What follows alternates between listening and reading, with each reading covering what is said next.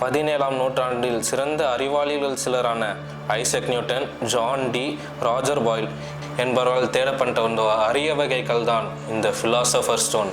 அந்த philosopher stone ஆனது soul, body, spirit இவைகளால் உருவானது என நம்பப்பட்டது. அது மட்டுமல்லாமல் மற்ற உலோகங்களை தங்கமாக மாற்றும் திறன் கொண்டதாகவும் இளமையாக வைத்துக் கொள்ளும் மருந்தாகவும் கருதப்பட்டு வந்தது. இந்த கல்லை தேடிய பலரில் ஒரு முக்கியமான நபர் தான் நிக்கோலஸ் ஃப்ளேமெல். அவர் ஒரு எழுத்தாளர் மற்றும் பழைய நூல்களை நகலெடுக்கும் பணியில் இருந்தவர். அது ஒரு மலைக்காற்று வீசும் இரவு.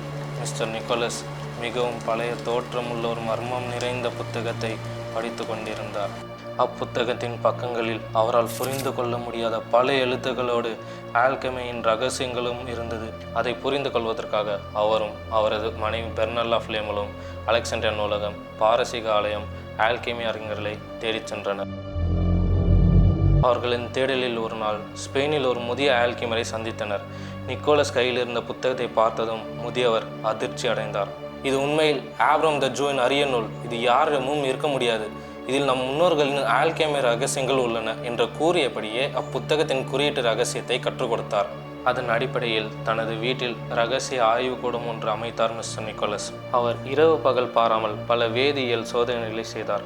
அவர் கற்றுக்கொண்ட ரகசியங்களை வைத்து இளமையாக வைத்துக் கொள்ளும் மருந்தையும் உலோகங்களை தங்கமாக மாற்றும் முயற்சியிலும் ஈடுபட்டார். பல வருட முயற்சிகளுக்கு பிறகு அவர் ஆய்வுகளில் வெற்றி கொண்டதாக கூறப்படுகிறது. இவர் தங்கத்தை உருவாக்கியதாகவும் நிரந்தர வாழ்க்கையை பெற்றதாகவும் கதைகள் பரவின. திடீரென ஒரு நாள் மிஸ்டர் நிக்கோலஸ் இறந்ததாக அறிவிக்கப்பட்டது. ஆனால் பல ஆண்டுகளுக்கு பிறகு சிலர் அவரை இத்தாலி, இந்தியா போன்ற நாடுகளில் கண்டதாக கூறினர். இதில் மிகப்பெரிய அதிர்ச்சிகரமான நிகழ்ச்சி என்னவென்றால் மிஸ்டர் நிக்கோலஸ் புதைக்கப்பட்ட கல்லறை திறக்கப்பட்டதாகவும் அதில் அவர் உடல் காணாமல் போனதாகவும் கருதப்படுகிறது. இது இன்னும் விடையில்லா புதிராகவே உள்ளது. இது போன்ற மர்மம் நிறைந்த கதைகளை தெரிந்து கொள்வதற்காக எங்களை பின்தொடருங்கள்.